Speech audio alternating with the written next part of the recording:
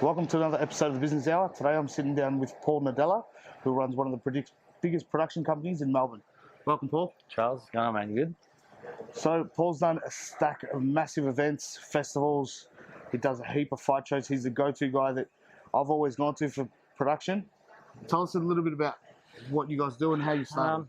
So we started doing nightclub stuff mainly for probably a good 4 or 5 years, building the brand, relationships with clients and club owners, promoters, you name it, we've done it. Then we kind of got out of the club game for a while. There's a lot of politics that we couldn't bother getting involved with or got in too much trouble with. So we got away from that. We started doing dance parties for a good 2 or 3 years. Some of the biggest, God's Kitchen, Summer Days, all the big ones we did on our own, which was good. And then we got into the fight game with a guy named Tarek Solak who did K1 boxing. No one could get along with him. We're probably the only company to get along with him. I was probably the only lighting guy he didn't bash. There was specific things that he was after that no one could target and get to, that we got to, which is good. And then it all eventuated, talking to Trent with Hex and you guys, and Power Play and Team Alice and the rest of them, big time boxing. Yeah. And I noticed following you on social media, you booked out months in advance. Like, how do you find your clients? Well, I think it's just a network base. After a long period of time, you kind of hold on to it, and you kind of look forward to each promoter will do a certain amount of shows a year, and you try to say, all right, listen, instead of looking at the next show, look at the whole year, and structure it like that. Hex, for instance, you've got 5-6 shows in the year. All right, let's lock in a deal for the 5 or 6 shows of the year. I'm not worried about your months, what's happening there, and I want to keep going. So once you start, you look at 10 different fight promoters, you pretty much have 2 shows a month, 3 shows a month just in that, Yep. So you kind of build it like that. And what are some of the challenges? Because I know you're young, and this is not necessarily a young man's game. No, it's not. What are some of the challenges that you face? The challenges are, no one likes a little man to come up on their own, They hate it. We're constantly getting banter, and, my advice to anyone starting a small business is take that banter on as positive, because if people are talking shit about you, that means you've got something, or you're doing something to rub them up the wrong way, And that's something that people will go, oh, I've pissed the wrong person off. Well, at the end of the day, you're not going to make everybody happy regardless. Doesn't matter what game you're in, what industry you're in. You could be one of your closest mates you'll piss off, and that's just something you've got to deal with. I think, and that's one thing that I think you've done really well. You use that as fuel. That's right, yeah.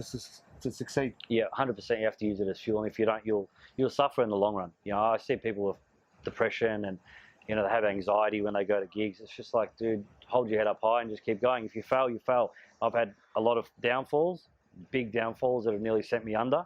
You just got to keep pushing through it. Tell us about some of those challenges. Like, what are some of the biggest? Look, the biggest thing I think my advice to anyone is cash flow management, especially in this industry that I'm in. People tend to pay the production company last. They'll pay you alcohol supplies first, and everybody else, security and all that, but the production guys get left last, and people can say whatever they want. That's the truth, right? Yep. And if you don't manage what's coming in, then you need to be very careful, or else you can sink pretty quickly. Yep. We're just lucky in a sense we work with so many people at so many times. Like, every month there'll be like 24 gigs. Yep. So you're kind of lucky. If one doesn't, sort you out, then you got to kind of balance it. And how do you manage? So 24 gigs, you're almost at one a day. Yeah. Like, how do you? So it's not really like that, because the bulk of it's on the weekends. Yeah, well, that's right. 4 or 5. So, for instance, for here, we had 3 fight shows on in the last week and a half. Big time boxing, Power Play, and now Hex. You kind of set up during the week, get in one day, do a gig, and then keep going. Yeah. So you kind of set them up. Do you do it all yourself, or have you got? No, we've got a team of guys. There's probably 4 of us that will do. We'll give tasks to throughout the day and kind of say, this is the gigs that need to be set up, and just move on from there and just get them all going. And then by the end of the weekend, really like now, just rock up and operate and go home. Yeah. And what makes you different to the other production companies? I think especially with fight shows, no one did this whole entrance thing.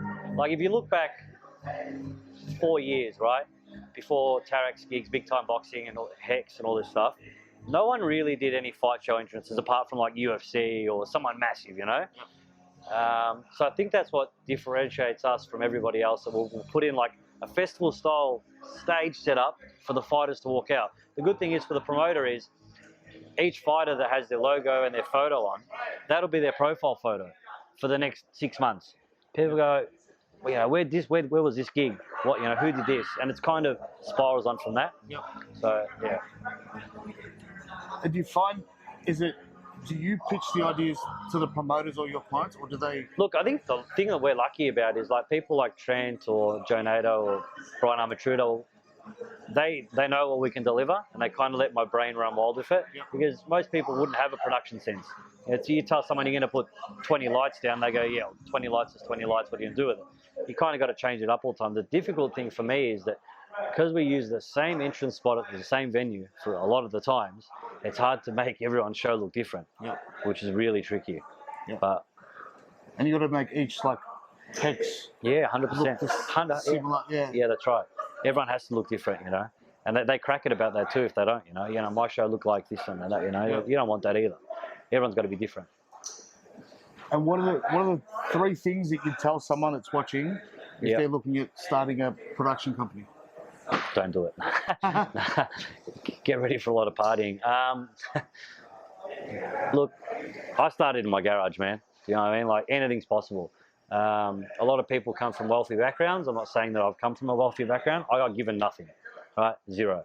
I didn't get any money. I didn't get any fucking bullshit like that. It was just, I was a mechanic, 5 days, 6 days a week. And I worked as a lighting operator for 4 days a week. Had no sleep for 4 years. Had no money for 4 years. Saved a whole bunch of money and bought a whole bunch of stuff. Anyone can do it. You just got to put your ass into it. Yeah, I'm 32 now. People say, you know, why do you still go out? You know, I didn't go out for a 5-year period. My mates are out partying, singing, you know, doing everything, and I had to go to work. You know, so now it's kind of my turn to, you know, I'm a little bit older now, but you run amok a little bit more. Give me 3 things. Don't let the negativity get to you. It doesn't matter how hard it gets. Stick to everything that you're trying at, and always believe in what you're saying. If you think that what you think is right, stick to it. Don't let anyone tell you any different, right? Because people will always tell you one thing, and it might lead you on the wrong path, and that is not the way to go. You know what? Funny story. When you said that, I just remembered we're doing Hex Perth. Yeah. And they tried to say this isn't OH&S, so they tried to stop you from doing what you're doing. You're like, nah, here's all the paperwork. Yeah. I'm right.